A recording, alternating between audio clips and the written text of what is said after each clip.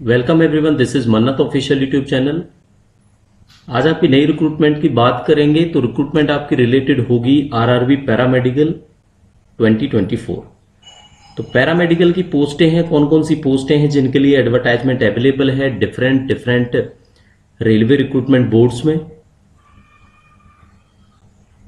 क्या एक कैंडिडेट एक से ज्यादा आरआरबी के लिए फॉर्म फिल कर सकता है?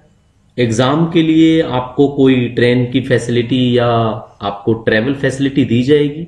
एज रिलैक्सेशन कितना मिलेगा? फीस क्या रहेगी? सिलेबस क्या होगा? पैटर्न क्या होगा?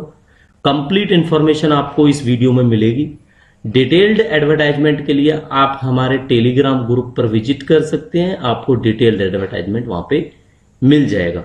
या कंसर्न्ड आरआरबी कोई भी है, आप उसकी साइट पे विजिट करोगे तो आपको इससे रिलेटेड इंफॉर्मेशन 100% मिल जाएगी। पूरे डिटेल्ड एडवर्टाइजमेंट का अगर निचोड़ देखोगे तो आपको हमारे चैनल पर मिल जाता है। कोई ऐसी इंफॉर्मेशन नहीं होगी जो आपके साथ शेयर नहीं की जाएगी। तो बिना किसी डिले के स्टार्ट करते हैं आरआरबी पैरामेडिकल 2024 के एडवर्टाइजमेंट को। तो साथियों, रिक्रूटमेंट का आपको इंट्रोडक्शन सबसे पहले बता देते हैं। Government of India, ministry of railway recruitment board RRB होता है आपका। तो इसका एक सेंट्रलाइज एम्प्लॉयमेंट नोटिफिकेशन निकलता है, तो जिससे आपको पता लगता है कि ये जो आपका पैरामेडिकल का एग्जाम का है। तो ये 04/2024 है जो आपका पैरामेडिकल से रिलेटेड है। इसमें हम बात करेंगे आपकी। तो सबसे पहले आप देखोगे इंपॉर्टेंट डेट्स क्या है। तो एप्लीकेशन आपके अवेलेबल हो चुके हैं। आज आप देखते हो 22 अगस्त की डेट है। तो करीब करीब आप देखोगे 5 डेज से ऑनलाइन एप्लीकेशन अवेलेबल है। ऑनलाइन एप्लीकेशन के लिए आप इस वीडियो के डिस्क्रिप्शन में जाओगे तो आपको लिंक मिल जाएगा कि आपने किस तरह से अप्लाई करना है।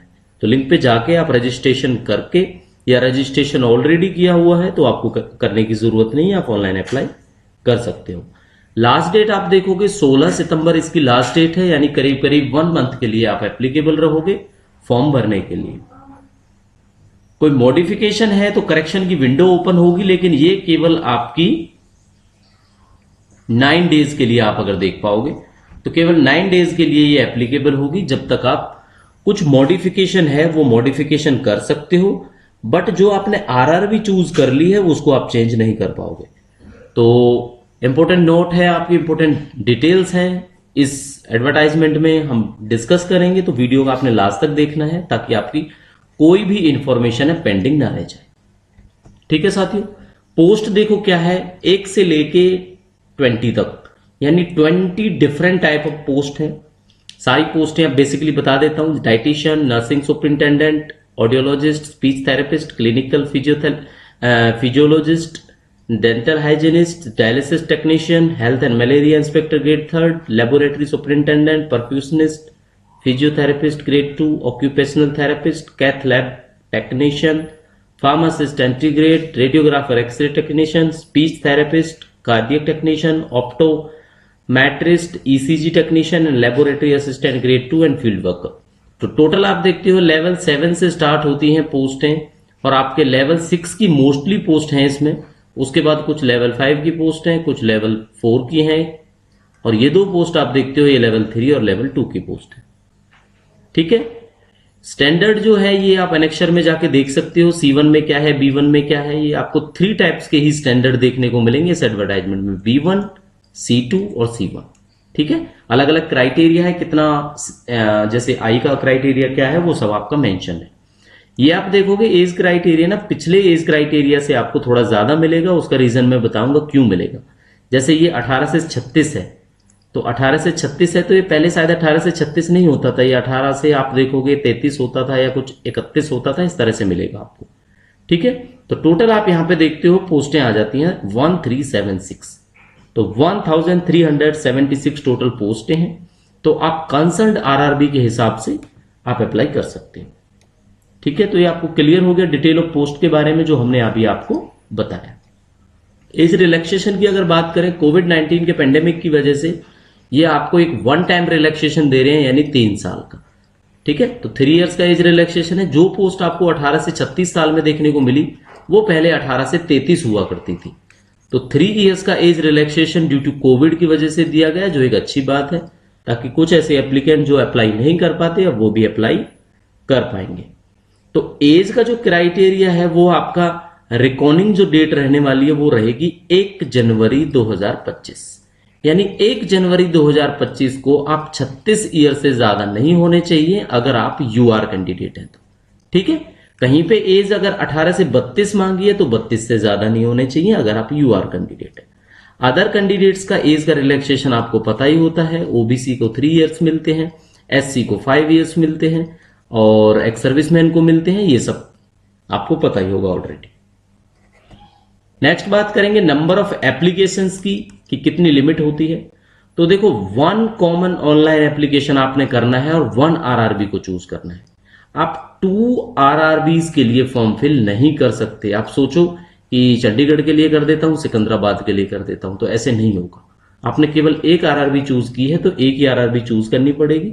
उसके हिसाब से जो प्रेफरेंस ऑफ पोस्ट है ना वो आपने चूज करनी है, यानी कि एक ही एप्लीकेशन फॉर्म भरा जाएगा बस। ठीक है, तो ये बात अगर ये सवाल आपके माइंड में था तो ये क्लियर हो गया होगा। 1 RRB and 1 common online application, जिसमें आप क्या करोगे, ऑर्डर ऑफ प्रेफरेंस डाल दोगे डिफरेंट पोस्ट के लिए जिसके लिए आप एलिजिबल हो और इंटरेस्टेड टू अप्लाई होगे। ठीक है साथियों, नेक्स्ट आप देखोगे तो बात करेंगे इंपॉर्टेंट जो आपके इंफॉर्मेशन हैं। क्या क्या इंफॉर्मेशन है वो ये है कि अगर आपने कोई अकाउंट ऑलरेडी बनाया हुआ है, क्योंकि आपको पता है सेंट्रल एम्प्लॉयमेंट नोटिफिकेशंस होते हैं रेलवे के, तो क्या है वही अकाउंट आपका काम करेगा, उसने ही आपने जो आपकी लॉगिन डिटेल्स हैं उस लॉगिन डिटेल से ही आपने लॉगिन कर लेना है और आपका काम चल जाएगा। ठीक है, नेगेटिव मार्किंग की बात करेंगे तो 1/3 होगी नेगेटिव मार्किंग। कोई भी रिक्वेस्ट आपके ट्रांसफर की, सोच लो अगर आप आरआरबी सिकंदराबाद हो और आप another RRB like Chandigarh transfer के लिए आप लिखते हो तो कम से कम 5 से लेकर 10 साल की सर्विस होना आपका मैंडेटरी है। ये बात आप याद रखना फॉर्म भरने से पहले। ठीक है, मिनिमम 5 साल चाहिए आपको अप्लाई करने के लिए अगर आप अदर रेलवे में जॉन के लिए आप अप्लाई करते हो। ठीक है, तो जो न्यूली अपॉइंटेड कैंडिडेट होगा उसको कम से कम 5 साल की सर्विस कंप्लीट करना मैंडेटरी होता है। फ्री ट्रेवल फैसिलिटी की बात करेंगे। वीडियो के स्टार्टिंग में आपको बताया था उस स्लीपर क्लास में फ्री ट्रेवलिंग अलाउड होती है। किसको? एससी और एसटी कैंडिडेट को। ये बस आप नोट कर लेना। अगर आप एससी एसटी कैंडिडेट हो तो ऑन रिक्वेस्ट जब आप टिकट बुक कराओगे तो टिकट काउंटर पे आपने अपना जो ई एडमिट कार्ड है उसकी कॉपी शो करनी है साथ में, और अपना एससी एसटी का सर्टिफिकेट दिखाना है। तो उसके बाद आपको जो डिफरेंट जैसे सीबीटी है, आपका डीवी कहीं पे होगा या मेडिकल एग्जामिनेशन होगा, तो आपको फ्री स्लीपर क्लास रेलवे पास एडमिसिबल हो जाता है। ये बात आपने याद रखनी है अगर आप कैंडिडेट हो एससी एंड एसटी से। ठीक है, क्योंकि ये फ्री ट्रेवल जो फैसिलिटी है ये केवल इन्हीं कैंडिडेट्स के लिए अवेलेबल है। एप्लीकेशन की फीस की बात करेंगे तो सारे के सारे कैंडिडेट्स के लिए 500 फीस रखी गई है। लेकिन अगर कोई SC, ST, ex serviceman, physically disabled, female, transgender, आपका ईबीसी और होता है एक माइनॉरिटी और इकोनॉमिकली बैकवर्ड। ठीक है, लेकिन ये बात जरूर याद रख लेना, आप ईडब्ल्यूएस से कंफ्यूज नहीं होगे, ये एक अलग चीज है। EBC should not be confused with OBC और ईडब्ल्यूएस, यानी ईडब्ल्यूएस नहीं है। ईडब्ल्यूएस और यूआर के लिए सेम फीस का क्राइटेरिया है, ओबीसी के लिए भी। ठीक है, यानी उनको 500 रुपए पे करने पड़ेंगे, बाकी अदर कैंडिडेट्स को 250 रुपीज की पेमेंट होगी। अब रिफंडेबल कितना है? इस 500 में से जनरल के लिए 400 रिफंडेबल है। कब रिफंडेबल है? जब आप एग्जाम अगर देते हो तो। एग्जाम दोगे तो रिफंडेबल, एग्जाम नहीं दोगे तो नॉन रिफंडेबल। ठीक है, सिंपल सी बात है, रेलवे के और एग्जाम में भी ऐसा ही होता है। ये जो 250 का है, ये 250 के 250 इनको रिफंडेबल है। किनको रिफंडेबल है? SC, ST, ex serviceman, physically disabled, female, transgender, different type की कैटेगरीज हैं, आप सबको पता है ये बात। ठीक है, ये लाइन यहां पे लिखी हुई है जो मैंने आपको बता दी है कि केवल रिफंड आपका तब एप्लीकेबल होगा जब आप एग्जाम देते हो। ठीक है, अगर आप सीबीटी अटेंड नहीं करते हो तो नो रिफंड, चाहे आप फिर किसी भी कैटेगरी से। ये बात भी जरूर याद रखनी है आपने। पैटर्न ऑफ सीबीटी की बात करेंगे तो टोटल आपको 90 मिनट्स का टाइम मिलेगा, 100 क्वेश्चंस मिलेंगे, 120 मिनट्स उनके लिए मिलेंगे जो फिजिकली डिसेबल्ड। ठीक है, फिजिकली डिसेबल्ड कैंडिडेट्स के लिए 120 मिनट्स का टाइम, बाकी अदर्स के लिए सबके लिए होगा 90 मिनट्स का टाइम। ठीक है, क्वेश्चन कितने होंगे? 100 क्वेश्चंस होंगे। अच्छा, 100 क्वेश्चंस की अगर पैटर्न की बात करें तो वो हम आपको ना सिलेबस में बताएंगे ये वाली बात। ठीक है, जो इसका सिलेबस है उस सिलेबस में आपको बताएंगे कि 100 क्या बाइफर्केशन क्या क्या रहेगा। तो पैटर्न पता लग गया आपको। अब देखो सेक्शन वाइज, ये यही बात है जो आपको बतानी है। पहले अभी सेक्शन वाइज बताएंगे, फिर आपको सिलेबस भी बताएंगे इसका। तो प्रोफेशनल एबिलिटी के 70 क्वेश्चन होंगे। ये आपको समझ में आ रहा होगा। अगर आप जूनियर टेक्नीशियन डायलिसिस के लिए अप्लाई करते हो तो जूनियर टेक्नीशियन डायलिसिस का ही 70 नंबर का क्वेश्चन हो गया आपके। ठीक है, 10 मार्क्स की जनरल अवेयरनेस होगी, 10 मार्क्स का मैथमेटिक्स रीजनिंग टाइप होगा और 10 का होगा general science, that is GS. 100 question 100 marks. ठीक है, 100 क्वेश्चन 100 मार्क्स मतलब एक क्वेश्चन 1 मार्क का, और नेगेटिव आपको पहले ही बता चुके हैं 1/3 की नेगेटिव रहेगी आपकी। क्लियर है ये बात? तो ये था आपका जो हमने सेक्शन वाइज मार्क्स बताए। ठीक है, क्या है ये? आपके सेक्शन वाइज मार्क्स है, तो ये आपको समझना जरूरी है। इसके अलावा मिनिमम क्वालिफाइंग मार्क्स की बात करेंगे। पेपर देने के बाद मिनिमम क्वालिफाइंग मार्क्स जनरल और ईडब्ल्यूएस के लिए रहेंगे 40%, ओबीसी और एससी कैंडिडेट्स के लिए 30%, और जो शेड्यूल्ड ट्राइब है उनके लिए 25। ठीक है, तो मोस्टली जनरल ईडब्ल्यूएस से अगर आप बिलोंग कर रहे हो तो 40% आपको याद रखना है। ओबीसी और एससी के लिए आपको 30%, मतलब 30 मार्क्स मिनिमम चाहिए। और अगर आप एसटी कैंडिडेट हो तो एसटी कैंडिडेट के लिए ये क्राइटेरिया आपका 25% रखा गया, यानी 100 में से 25 नंबर मिनिमम, तभी आप मेरिट में कंसीडर किए जाएंगे।